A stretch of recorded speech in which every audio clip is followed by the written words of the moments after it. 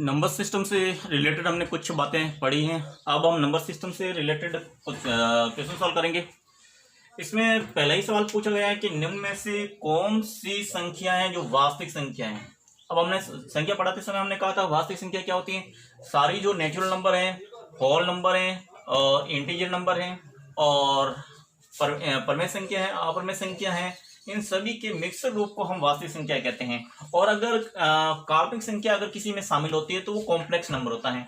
तो हम यहाँ पे चेक करते हैं, जैसे ए ऑप्शन अगर चेक करें तो यहाँ पे -√3 अंदर अगर माइनस होता है तो यहाँ पे ये काल्पनिक संख्या हो जाती है और इसे हम √3 आयटा लिखते हैं, क्योंकि आयटा की वैल्यू होती है वो -√1 होता है।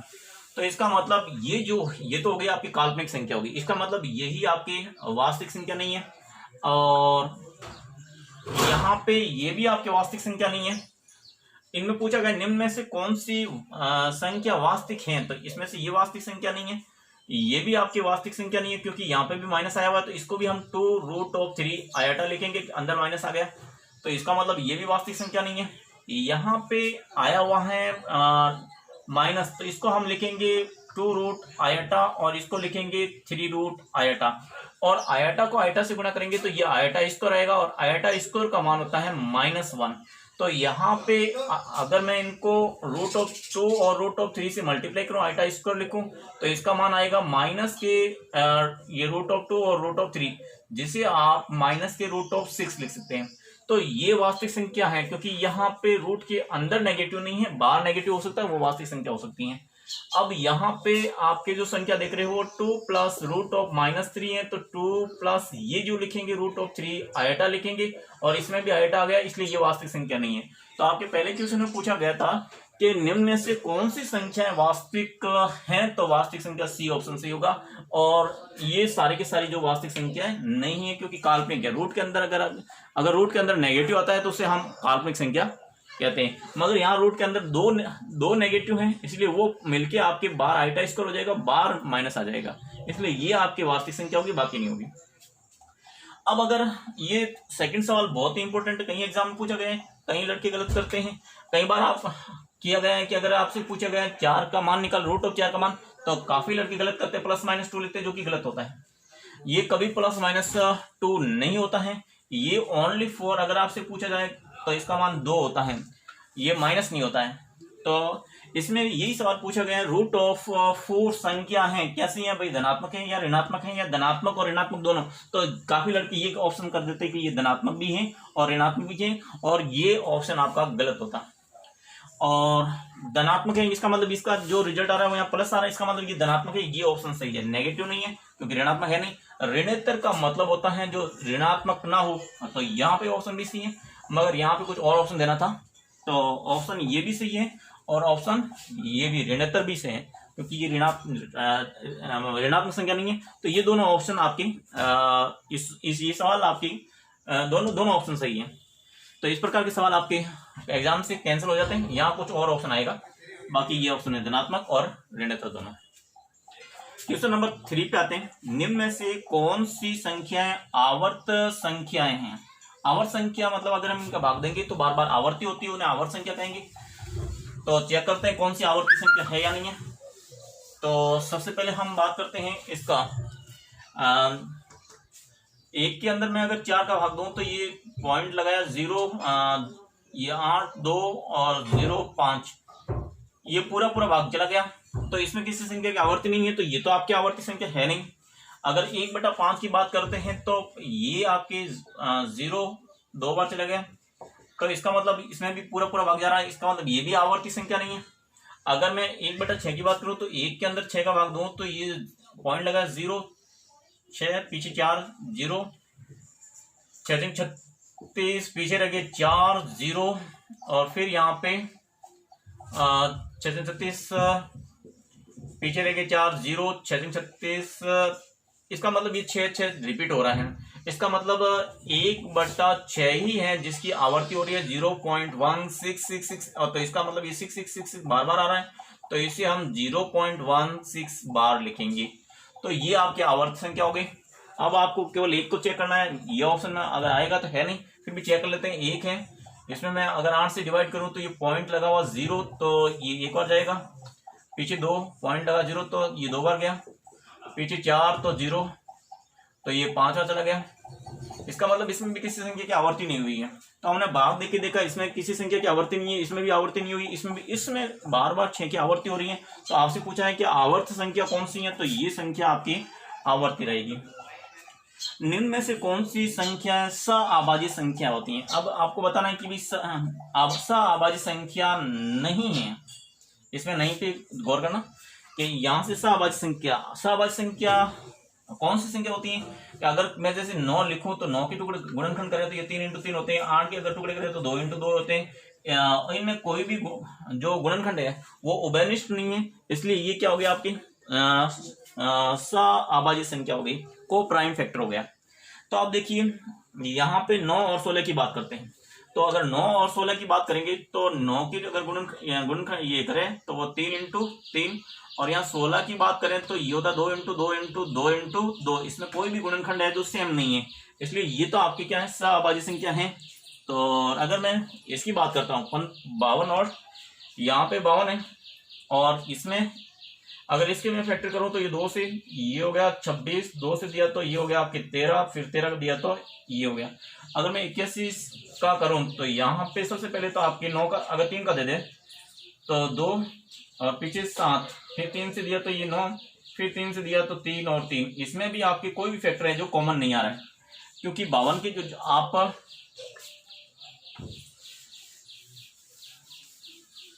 यहाँ पे 9 के और 52 के अगर फैक्टर की बात करेंगे तो 52 की फैक्टर की बात करें तो ये 2 × 2 × 13 होता है, और अगर 81 की बात करते हैं तो ये 3 × 3 × 3 × 3 होता है, जो कि इसमें कोई कॉमन फैक्टर नहीं है। इसलिए ये भी आपके यानी को प्राइम फैक्टर है, यानी संख्या है। इसका मतलब ये भी आपके ऑप्शन में सही है। अगर मैं इसकी बात करता हूँ तो ये 4, इसका मैं अगर 11 से मैं डिवाइड करूं तो ये 1 बार और ये 3 बार, फिर 13 से डिवाइड करूं तो 1 बार। अगर मैं इसको भी डिवाइड करूं तो मेरे ख्याल से ये 11 से तो नहीं जाएगा, 13 से 1 बार जाएगा, 26 ये हो जाएगा, 7 9 91 हो गया, 13 7 91, हाँ ये जाएगा, और फिर 17 से दिया तो ये 17। इनका फैक्टर में देखो, अगर मैं 143 के अगर फैक्टर करूं तो वो हो गया आपकी 11 × 13, और ये मैंने 121 के किए तो ये 13 × 17 हो गए। तो इसमें भी ये भी और 13 है, तो यहाँ पे भी 13, इन दोनों में है जो उभयनिष्ठ फैक्टर हो गया 13, इसलिए ये दोनों संख्या है वो सआभाज्य संख्या नहीं है।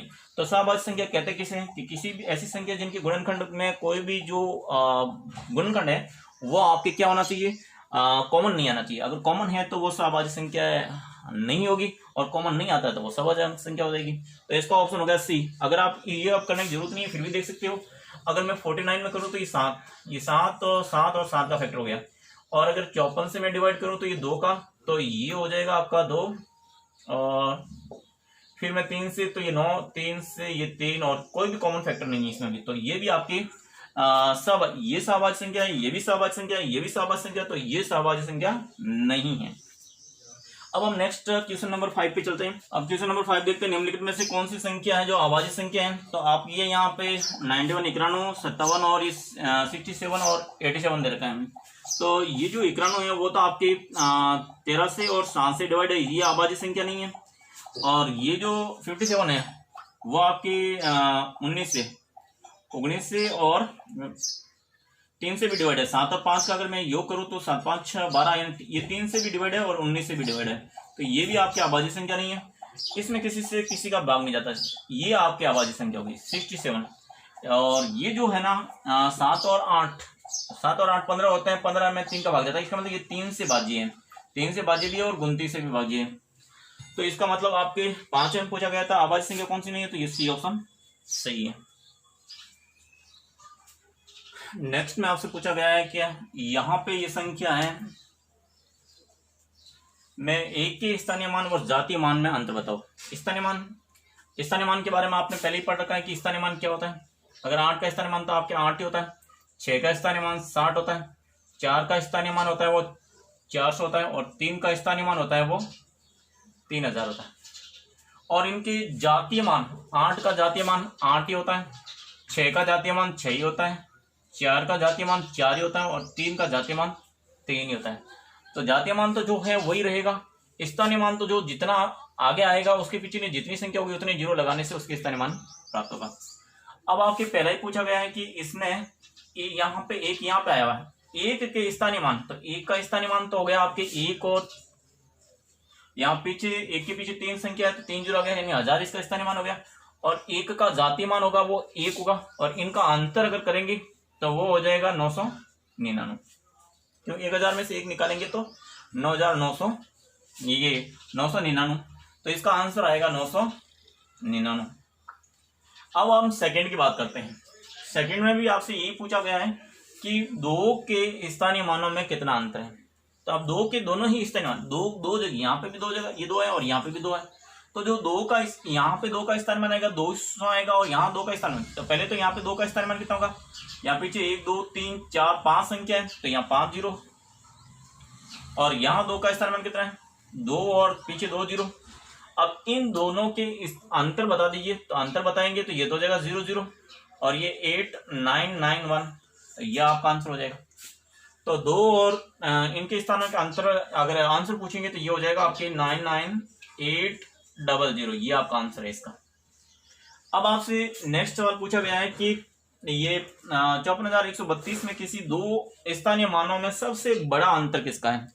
तो सबसे बड़ा अंतर मतलब स्थानीय मानों में अंतर पूछना है, बड़ा अंतर किसका होगा। अगर मैं इसकी बात करता हूं कि ये 5, तो 5 का स्थानीय मान तो हो गया आपके 5 और 4 जीरो यानी 50,000। 4 के स्थानीय मान की बात करूंगा तो ये हो जाएगा 4000। अगर मैं 1 के स्थानीय मान की बात करूं तो ये हो जाएगा आपकी 100।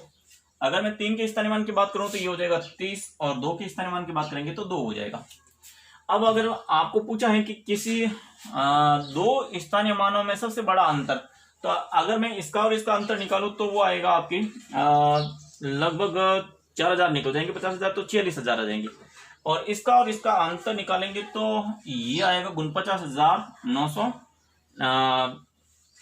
आ जाएगा। अब देखिए इसमें 30 निकालेंगे तो सबसे अंतर तो इनका और इनका ही रहेगा, क्योंकि इनमें अगर ये 50,000 है, इनमें से मैं 2 निकालूं तो ये हो जाएगा 8 और 9 9 9, यानी 49,998 आया। अगर 30 निकालेंगे तो इसका और इसका अंतर सबसे ज्यादा है, ये आपके अगर 30 निकालो तो भी 0 7 और 9 9 4, 49,970 आएगा, और ये 49,998, तो ज्यादा अंतर यही है। अब जैसे जैसे इनको निकालेंगे तो अंतर कम होता जाएगा। तो आपको पूछा गया है कि इसमें किन्हीं 2 स्थानीय मानों में सबसे बड़ा अंतर किसका है। तो सबसे बड़ा अंतर तो आपके 5 के स्थानीय मान और 2 के स्थानीय मान, 5 व 2 के स्थानीय मानों का अंतर बड़ा है। और कितना बड़ा है अगर पूछे तो लिखना है 49,998। अगर इसमें भी पूछ लें कि सबसे छोटा कम अंतर किसका है, तो सबसे कम अंतर आप इसमें से और इसमें से निकालोगे तो आपके 50,000 में से ये 4,000 माइनस कर दीजिए तो आपके 46,000 आ जाएगा। तो इसका कम अंतर पूछे तो 46,000 हो गया, किसका किसका, 5 और 4 का। अब नेक्स्ट क्वेश्चन, अब क्वेश्चन नंबर 9, यहाँ पे आपको दे रखा है माइनस के रूट ऑफ 3 और माइनस के रूट ऑफ 27। तो यहाँ पे भी माइनस है, यहाँ पे भी माइनस है, तो ये तो हो जाएगा रूट ऑफ 3 आयटा, और ये भी हो जाएगा आयटा रूट ऑफ 27। मैं आपको बार बार बता देता हूं कि अगर किसी भी संख्या के आगे माइनस लगा हुआ है तो उसको हम आयटा लिख के रूट ऑफ 4 लिखते हैं। तो इसका रूट निकल जाएगा तो 2, इसका तो 2 हो जाएगा और आयटा इसके साथ में आएगा। और आयटा होता है वो रूट ऑफ -1 भी लिख सकते हो, या इसको ऐसा लिख सकते हो कि रूट ऑफ 3 और रूट ऑफ 27, और ये रूट ऑफ -1 और रूट ऑफ -1 लिख सकते हो। अब देखिए, क्योंकि ये तो हो जाएगा रूट ऑफ 7 और रूट ऑफ इसका आप ऐसा लिख सकते हो, ये आपके रूट ऑफ 3 और रूट ऑफ 27 ऐसा, और ये आ जाएगा आपके आयटा स्क्वायर माइनस। क्योंकि आयटा इंटू आयटा करेंगे तो वो आयटा स्क्वायर होता है और इसकी वैल्यू होती है -1, तो ये आपके आयटा और आयटा गुणा होकर आयटा स्क्वायर होगा और वो नेगेटिव में आ जाएगा, तो ये 3 और ये 27, तो इसकी वैल्यू ये होगी। तो आपके इन दोनों का अगर आंसर लिखना हो तो ये माइनस का √3 और √27 होगा, ये आपका इसका आंसर होगा 9 का।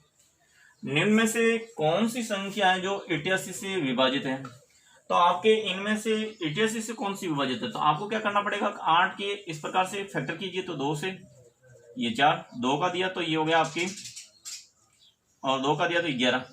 अब ये 2 के जो फैक्टर बनेंगे वो अलग अलग नहीं लिखने, आपको वापस से इनको जितने भी फैक्टर हैं 2 2 3 है तो इनको एक कर लीजिए, 2 × 2 4 4 8, तो 8 और 11, ये केवल अलग अलग आपके फैक्टर कितने बने, 8 और 11।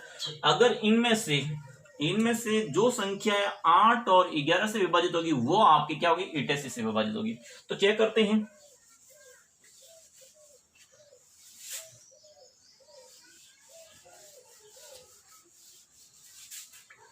8 और 11 से, यानी जो संख्या 8 व 11 से विभाजित होगी वही संख्या 88 से विभाजित होगी। तो 11 का चेक करेंगे पहले, तो यहाँ पे जैसे ये संख्या, अगर इनके पीछे के 3 अक्षर की बात करते हैं तो अगर तीनों अक्षर आपके 0 होता तो वो 8 से विभाजित होता, या ये संख्या आपके 24 से इसलिए 8 से, तो ये 8 से तो विभाजित है। ये संख्या आपके 2 4 6, इनमें अगर 8 का भाग दूं तो ये हो गया 2 बार जाएगा, पीछे 4 और ये पूर्णतः विभाजित नहीं शेषफल है, तो इसका मतलब ये 8 से विभाजित नहीं है, तो इसका मतलब 11 से विभाजित करने, क्योंकि दोनों संख्या ये 8 से, मैं पहले 8 का चेक कर लेता फिर 11 का चेक कर लेंगे, क्योंकि दोनों संख्या 11 से और 8 से विभाजित होगी तो वो संख्या 88 से विभाजित होगी। इसमें भी अगर मैं बात करूं इनकी, तो ये आपके हो गया 2 बार, पीछे बच गया 4 8 6 48, तो ये संख्या आपके 8 से विभाजित है, ये भी 8 से विभाजित है। अब यहाँ पे ये संख्या भी 8 से विभाजित है, तो 3 संख्या हो गया आपके 8 से विभाजित है। तो अब एक ऑप्शन अभी तो कटा हुआ है 8 से, तो अब आप चेक करो इसका, इन 11 से विभाजित के लिए आप क्या करेंगे, 2 को 9 को और 2 9 और 2, और फिर इनको जोड़ेंगे तो कितना आ गया, 9 10 11 12 13, ये 13 आ गया। अब यहाँ पे विषम संख्या पे आ गया आपके 1 0 और 4, 1 0 + 4, ये हो गया आपके 4 1 5, यानी 5। इनका अंतर करते हैं तो आपके आ रहा है 8, जो कि 11 से विभाजित नहीं। इसका मतलब ये 8 से तो विभाजित है, 11 से विभाजित नहीं, इसका मतलब ये 88 से विभाजित नहीं होगी। ये 8 से विभाजित नहीं है तो 11 का चेक करने की जरूरत नहीं। अब बचे 2 ऑप्शन, ये आपके 8 से विभाजित है। अब यहाँ पे इसके विषम यानी 3 को और 9 को और फिर 0 को जोड़ते हैं तो ये आ गया 9 10 11 12। अब देखिए यहाँ पे 1 को और फिर 2 को और फिर 2 के बाद में 8, इनको जोड़ेंगे तो ये हो जाएगा 10 और 11। इनका भी अंतर करते हैं तो 1 आता है जो कि 11 से विभाजित नहीं है, इसलिए का मतलब ये भी 11 से विभाजित नहीं। अब आते हैं इसकी बात करते हैं, तो इसमें अगर विषम इसको 2 और फिर 9 और फिर 0 जोड़ते हैं तो ये आता है 11, फिर आपके 1 और 2 और फिर 8 को जोड़ेंगे तो 8 2 10 और 11, ये 11, और इनका अंतर करते 11 - 11 करते तो 0 आता है। अतः 0 आ गया या 11 से विभाजित, इसका मतलब ये 11 से विभाजित होगी, ये 11 से भी विभाजित है और 8 से भी विभाजित है, इसलिए ये संख्या होगी वो आपके 88 से विभाजित होगी। तो इस प्रकार से आपको फैक्टर, पहले तो फैक्टर करने हैं, फैक्टर में अगर कॉमन फैक्टर आ जाए तो उनको मिला के एक बड़ा फैक्टर बना लेना है, और वो संख्या अगर उससे डिवाइड होगी तो 88 से डिवाइड होगी। इसी प्रकार से मिलता जुलता आपके ये एक और सवाल है, निम्न में से कौन सी संख्या जो 45 से विभाजित होगी। आप 45 का चेक करने के लिए क्या करेंगे, यहाँ 45 के फैक्टर करेंगे, 45 का फैक्टर करेंगे, 3 से दिया तो 1 बार और 5 फिर 3 का दिया तो आपके 5 बार, तो 5 का दिया तो 1, तो ये 3 3 के 2 फैक्टर हो गए, तो इसको एक फैक्टर बना लेंगे। जिस प्रकार से 2 2 के 3 फैक्टर हुए तो हमने एक फैक्टर बना लेता 8, उसी प्रकार से इसका 2 × 2 यानी 3, ये 9 हो जाएगा, ये एक फैक्टर बना लेंगे 9, और एक फैक्टर हो जाएगा 5। तो इनमें से जो संख्याएं आपके 9 और 5 से विभाजित होगी वो संख्या आपके 45 से विभाजित होगी। तो सबसे पहले चेक करते हैं 9 और 5, तो ये संख्या 5 से विभाजित है, ये भी 5 से विभाजित है, ये भी 5 से विभाजित है। अब इन तीनों, ये तीनों तो आपके 5 से विभाजित है। अब हमें चेक करना 9 से, तो इन अंकों को जोड़ दीजिए, ये 2 + 6 2 और 6 8 9 10 10 और 9 19 19 और 4 23 23 और 5 23 और 5 हो गया 28। 28 होता है वो आपके 9 से डिवाइड नहीं होती, इसलिए ये संख्या 9 से डिवाइड नहीं है। अब 5 से डिवाइड है मगर 9 से डिवाइड नहीं, इसलिए ये आपके 45 से डिवाइड नहीं होगी। अब आते हैं इसकी 6, 7, 8, 9, 10, 10 और 9, 19, 20, 21, 22, 22 और 5 27। अब ये इनका योग करें तो 27 आ रहा है और ये 27 9 से डिवाइड है, इसलिए ये संख्या 9 से डिवाइड है। अरे ये संख्या अगर 9 से डिवाइड है तो 5 से भी डिवाइड है ये, तो अगर ये 9 और 5 दोनों से डिवाइड है, इसलिए ये आपका आंसर हो गया ये 45 से भी भाग जाएगा। इसका इस संख्या के अंदर 45 का भी भाग जाएगा। अब इसका अगर आप क्या करना चाहते हो, नहीं क्योंकि अपना ऑप्शन तो आ गया, यहाँ पे आप देख सकते हो 6, 7, 8, 9, 10, 10 और 9, 19, 20 और 25 आया 25 जो कि 9 से विभाजित नहीं, इसलिए ये नहीं है, तो आपका ऑप्शन ये हो गया। तो इस प्रकार से आपने ये 11 सवाल किए थे, नहीं 10 सवाल जो भी थे आपके कर लिए।